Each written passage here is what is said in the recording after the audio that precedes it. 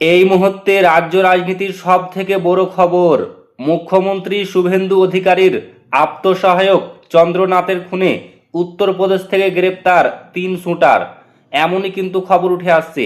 তো ফ্রেন্ডস, এই নিয়েই আপনাদেরকে বিস্তারিতভাবে জানিয়ে দেব। অবশ্যই ভিডিওটি শেষ পর্যন্ত দেখবেন।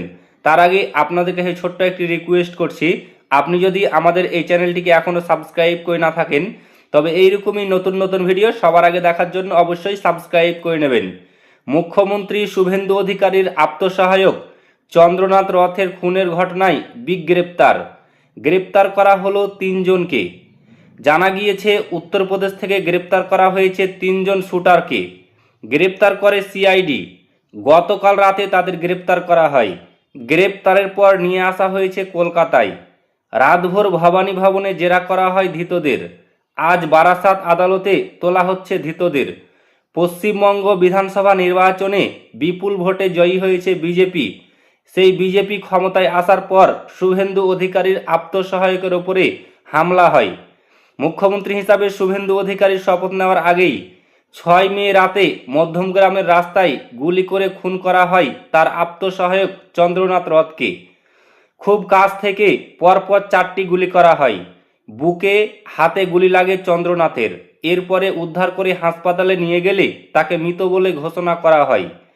চন্দ্রনাথ হত্যার তদন্তে নেমেছে সিআইডি ও এসটিএফ। গতকালই তাদের হাতে বড় ক্লু এসেছিল।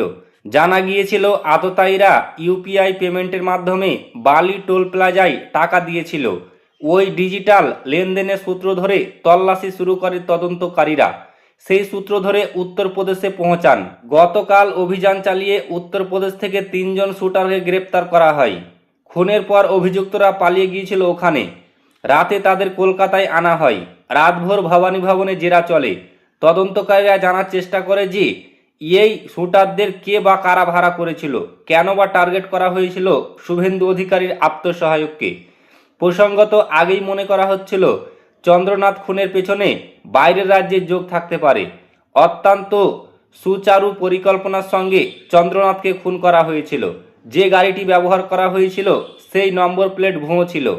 শিলিগুড়ির এক বাসিন্দা OLX-এ বিজ্ঞাপন দিয়েছিলেন গাড়ি বিক্রির। সেই ছবি দেখে নকল নম্বর প্লেট বানায় আততায়ীরা। তো ফ্রেন্ডস, এই ছিল আজকের বিগ ব্রেকিং নিউজ। ভিডিওটি ভালো লাগলে লাইক করবেন, শেয়ার করবেন এবং চ্যানেলটিকে অতি অবশ্যই সাবস্ক্রাইব করে নেবেন।